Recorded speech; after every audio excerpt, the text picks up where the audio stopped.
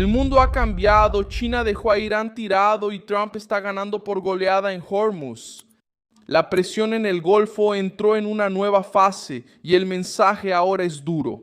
Este jueves 16 de abril de 2026, el centro de la crisis no es solo el riesgo militar, sino el estrangulamiento económico de Irán. La señal más fuerte de este cambio apareció en el comportamiento de la propia China. China venía comprando más del 80% del petróleo exportado por Irán. Si esa llave se cierra, el golpe para Teherán es inmediato. Analistas consultados por Reuters dijeron que el bloqueo puede detener cerca de 2 millones de barriles por día que irían precisamente al mercado chino. Incluso en las estimaciones más favorables para Irán, ese respiro es limitado. Sin exportar, el régimen necesita empujar el petróleo a los inventarios en tierra y cuando esos inventarios se llenan, la producción empieza a caer. En lenguaje sencillo, sin salida al mar, la caja del régimen empieza a secarse y es exactamente por eso que China está eligiendo el lado correcto. Lo que pasó fue claro. Estados Unidos transformaron la disputa en Hormuz en una operación para cortar la salida del petróleo iraní, aislar a Teherán y forzar una elección brutal entre retroceder o un desgaste acelerado. ¿Quién está en el centro de este movimiento? De un lado, Donald Trump y el Comando Central estadounidense. Del otro, el régimen iraní, que intentó usar el estrecho de Hormuz como palanca de presión. Y, al fondo, China, que era vista como la gran compradora y posible escudo político de Teherán. ¿Dónde está ocurriendo esto? En el estrecho de Hormuz, un paso vital entre el Golfo y el Golfo de Omán, por donde pasa cerca del 20% del petróleo del mundo. ¿Cómo se hizo esto? Con bloqueo naval, amenaza de interceptación, sanciones financieras y presión directa sobre compradores y bancos vinculados al petróleo iraní. En la práctica, Trump cambió el juego al apuntar no al tránsito global completo, sino a la respiración económica de Irán. El bloqueo anunciado por Estados Unidos comenzó el 13 de abril y fue diseñado para afectar a los barcos que entran o salen de puertos iraníes, sin impedir la navegación entre puertos que no sean iraníes.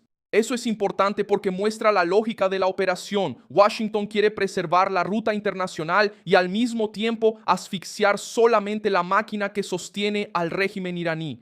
Es una presión de precisión con un efecto amplio. La señal más fuerte de este cambio apareció en el comportamiento de la propia China. Trump dijo que le pidió a Xi Jinping que no enviara armas a Irán y afirmó haber recibido como respuesta que Pekín no está armando a Teherán. Al mismo tiempo, el secretario del Tesoro de Estados Unidos declaró que Washington cree en una pausa en las compras chinas de petróleo iraní ante el bloqueo y la amenaza de sanciones secundarias. En el momento decisivo, Pekín dio prioridad a su propia supervivencia económica y no a la salvación de Irán. Este punto pesa aún más porque China venía comprando más del 80% del petróleo embarcado por Irán.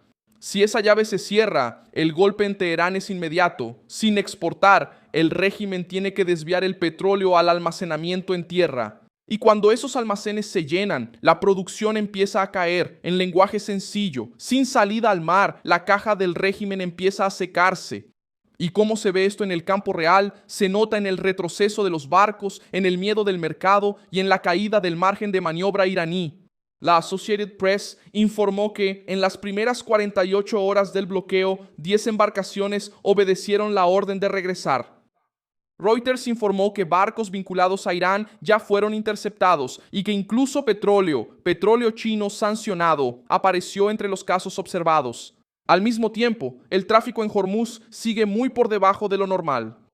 O sea, Trump aún no ha normalizado la ruta, pero ya logró invertir la presión y transferir el costo principal a Irán. ¿Por qué China no fue al enfrentamiento? Porque la cuenta es simple y pesada. La economía china depende de energía estable, una cadena industrial en funcionamiento y un riesgo calculado. Datos publicados esta semana muestran que el refinado de petróleo en China se desaceleró en marzo, justamente por los riesgos de suministro en Medio Oriente. Pekín puede incluso mantener un discurso duro en público, pero lo que realmente mueve la decisión concreta es la necesidad de proteger su industria. Entrar en una escalada para defender a Irán ahora significaría meterse en una crisis energética, financiera y comercial al mismo tiempo. Por eso es que Trump está ganando en Hormuz en este momento, no porque todo esté resuelto, sino porque él ganó esta ronda central. Le quitó a Irán la ventaja de usar el estrecho como arma con total libertad, empujó a China a la defensiva y convirtió el petróleo iraní en un problema logístico, bancario y militar. Irán todavía amenaza, todavía resiste y todavía intenta negociar a partir del miedo, pero hoy está más solo que antes y eso cambia el tablero. Ahora la pregunta final es simple: ¿qué viene después? Las conversaciones entre Estados Unidos e Irán todavía pueden reiniciarse, pero los puntos atascados siguen siendo los mismos: el programa nuclear iraní, la libertad de navegación en Hormuz y la financiación de grupos armados en la región.